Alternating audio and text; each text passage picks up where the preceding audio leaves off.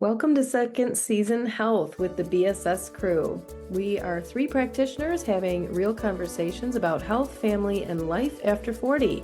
This isn't about chasing youth, fixing bodies, or managing symptoms. It's about understanding the season you're in, listening to what your body's communicating, and exploring what it really means to thrive physically, emotionally, and relationally in this second season of life. I'm Susan. I'm Sarah. I'm Brittany. And we are the BSS crew. Yes, indeed.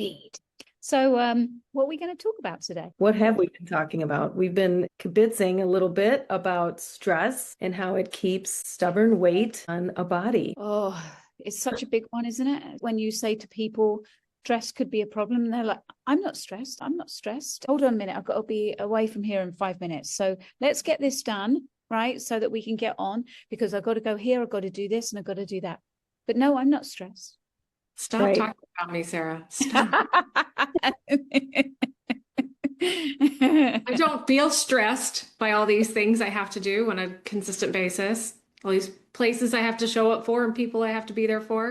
But I mean, it really is a big thing as a woman, right? Isn't it? Especially if we've got children, trying to juggle everything, where we got careers, we got family, we got husbands, wives, whatever they may be, right? So where is the biggest stress coming from? I mean, take your pick. Did you hear Leo just now? Leo always comes in to give the reiteration that we're talking about the right stuff.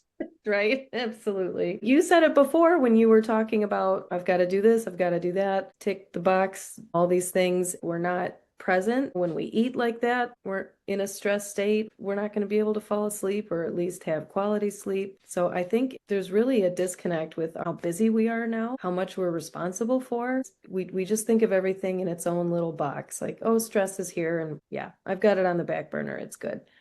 Or sleep is here, I've got that on the back burner. But all of these things feed right into each other, and if we don't address them, we will not be able to move forward. For sure. For me, that movement is so important. When I'm not moving, it just stays so stagnant. And when I move on a daily basis in any way, even if it's just stretching, I can sleep better, I have more patience, and I'm happier. So the mindset shift clicks in a little bit better. So yeah, that's something I think we've all seen with a lot of our clients, is that the ones that are highly stressed will not lose weight, for sure. Yeah, I think because the body is in this constant fight or flight mode, right? So it's always conserving. It's like, I don't know what's going to happen. I better hold on to everything. But we're also in a society where stress is almost celebrated.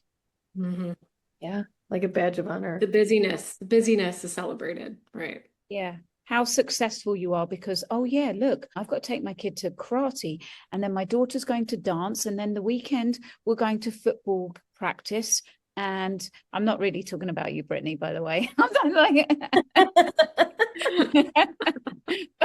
You're right. I don't have a daughter. Sure that many people here can kind of like, yes, they're talking about me right now. The fact of our success, in a way, is about how we are going, doing, and being, even in work environments. And I noticed this particularly in the US, obviously coming from the UK. And I don't believe that the UK is necessarily any better, because I feel like it's catching up. But you notice how hard people work here, like even just down to holidays, like vacation. My first job, I got 5 weeks paid vacation.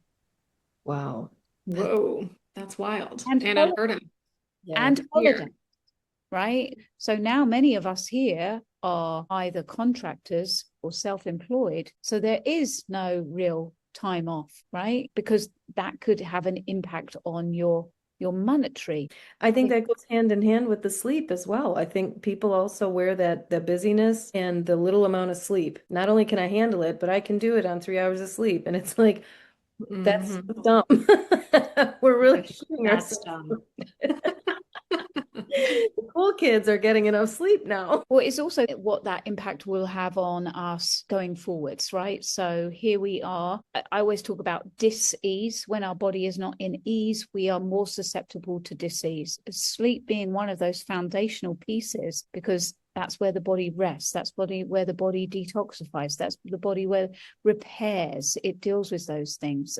If we're not getting that on a regular basis, we're creating literally ongoing anxiety in the body. Right.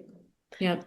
I had a client that I was pulling my hair out with her because she was 100% certain that she was able to function on 3 hours of sleep 10 years ago, and I lost weight, no problem.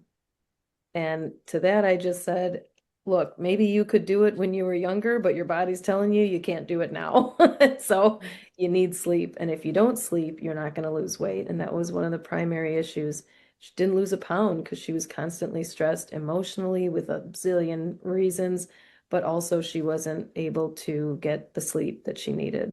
Yeah. And as women, as we age into our 30s, 40s, our hormones are changing so much. And as you enter those perimenopausal years, your progesterone starts to drop. As your progesterone drops, sleep goes with that out the window. Maybe you need some oral progesterone, or maybe you just need to get some foods that help build up your body's progesterone naturally and supporting that shift as you move into perimenopause. For me, prioritizing my sleep has been one of the biggest game changers of my health in the last 6 years. As I've been in this perimenopausal phase, I did start oral progesterone, which made a big difference, but magnesium changed my life. I will die on that hill that magnesium is so important. It is something I recommend as often as I can because you hear people all the time, oh, I can't sleep. I have restless leg.